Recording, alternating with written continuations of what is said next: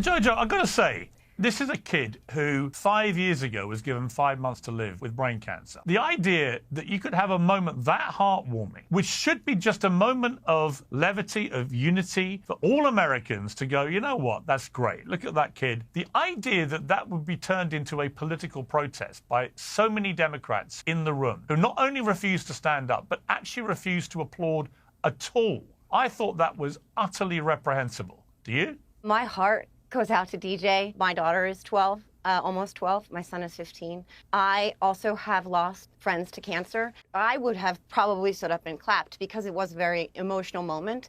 But what we are doing now is that young boy's story is being used and corrupted for more political talking points to drag the wait a minute. Democrats. Hang on. The political corruption of that moment and that boy occurred the moment the Democrats decided not to applaud him. What do you think does more for someone like DJ? Standing up and clapping at an address of Congress or funding childhood cancer research?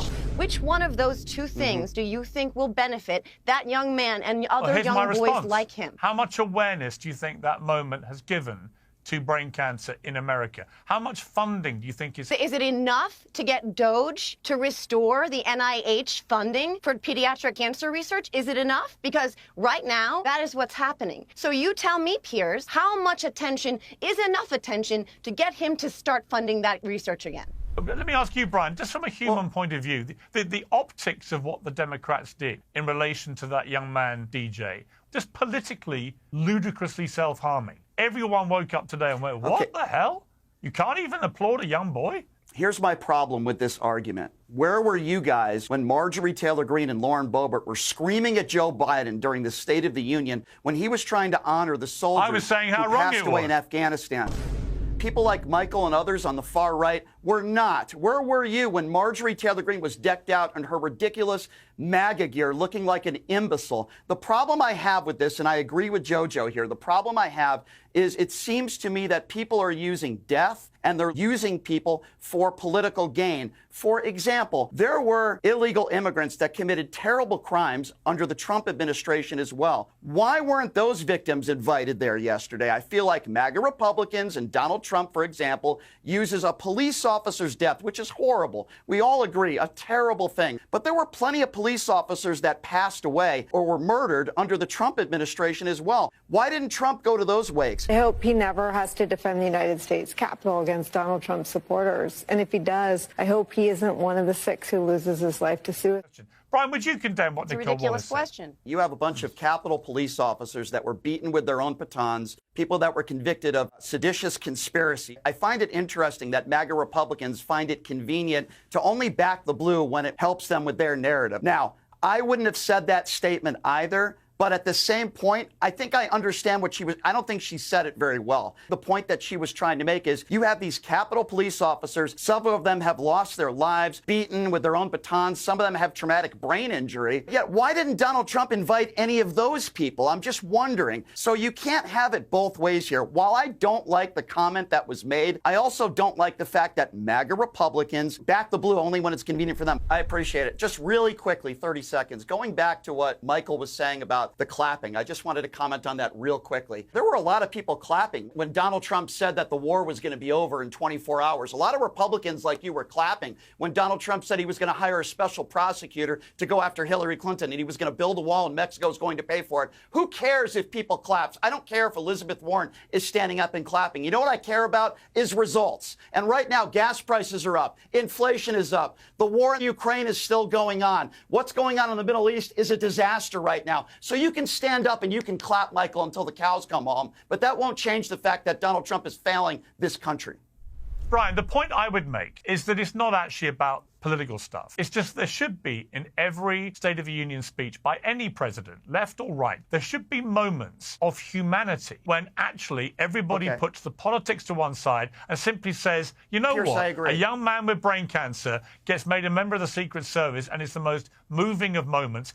We just applaud that for what it is. Pierce, I don't disagree not wrong, with but you it there, wasn't. but you have Donald Trump calling Elizabeth Warren Pocahontas. He's calling the left all crazy people. I agree with you, Pierce, but there has to be decorum with the guy who's actually making the speech as well. Can we criticize him for him attacking people? I would remind you of somebody who would have been a much better bet to be the Democrat nominee in the last election, of Michelle Obama. When they go low, we go high. It seems that the Democrats now are like, when Trump goes low. Brian, do you agree with what Trump did about trans athletes in women's sport? I have never believed that you should be on the same playing field as a woman. However, this is not a top 5 issue or a top 10 issue in polls around the country. Oh, it is. No, it's not. In what poll, It is not. Piers? In what poll? It comes under the umbrella of common sense, what Trump calls the common sense revolution, and he says America is no longer going to be woke. Here's my second clip I want to play you. This is all the Democrats wearing pink.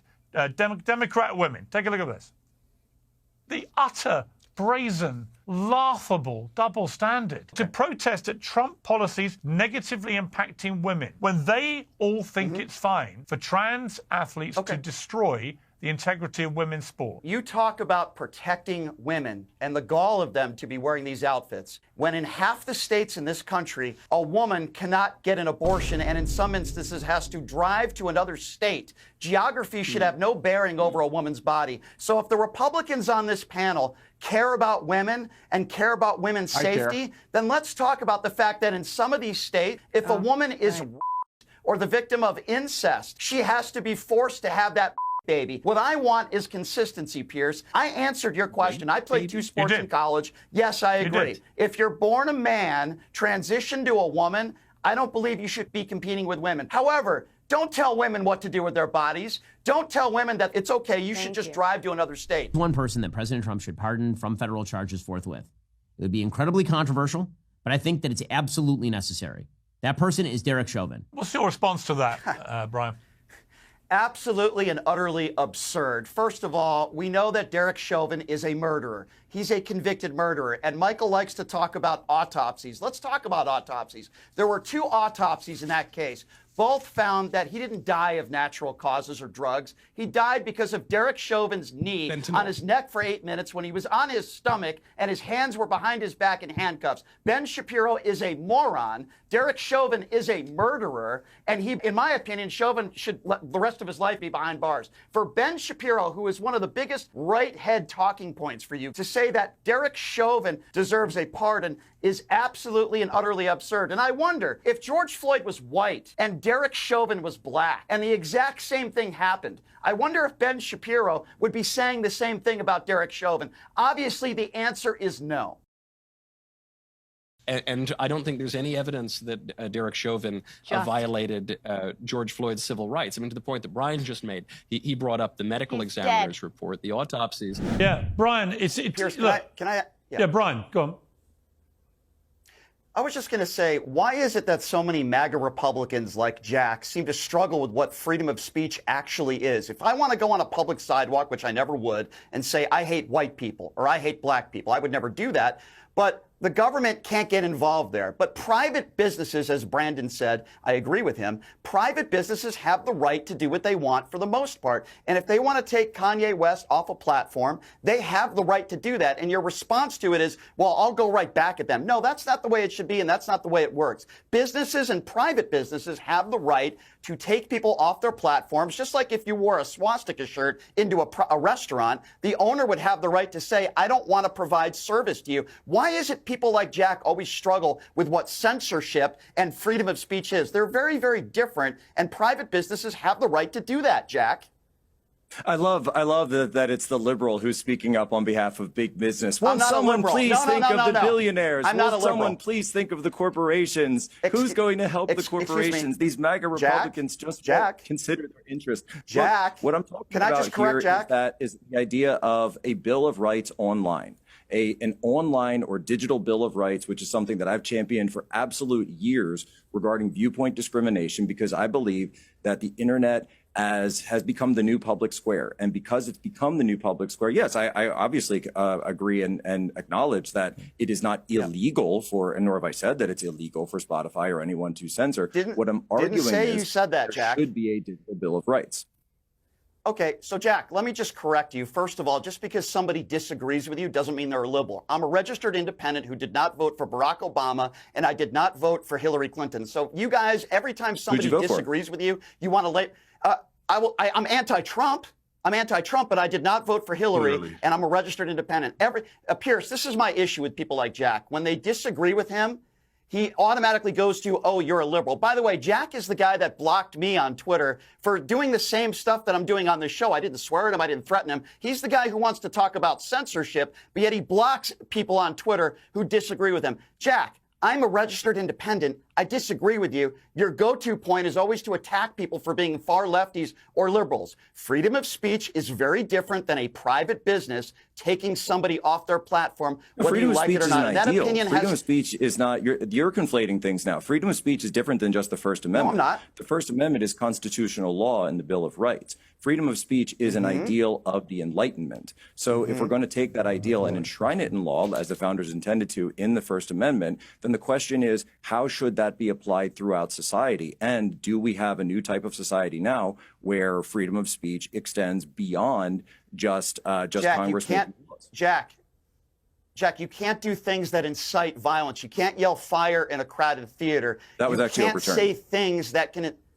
Okay, you can't say things that can incite violence, and if you do that, that could be against the law, and you could be liable for that. All for right, example, right. I can't believe what I'm hearing, Piers, from Brandon, that somehow Heil Hitler in a song isn't anti-Semitic. By the way, this is the same guy who sold swastika T-shirts the week his album came out. Is he mentally disturbed? Yes. I totally disagree with Michael Knowles. Just because somebody thinks they're the villain or they're doing bad doesn't make it okay. And by the way, this is about money, okay?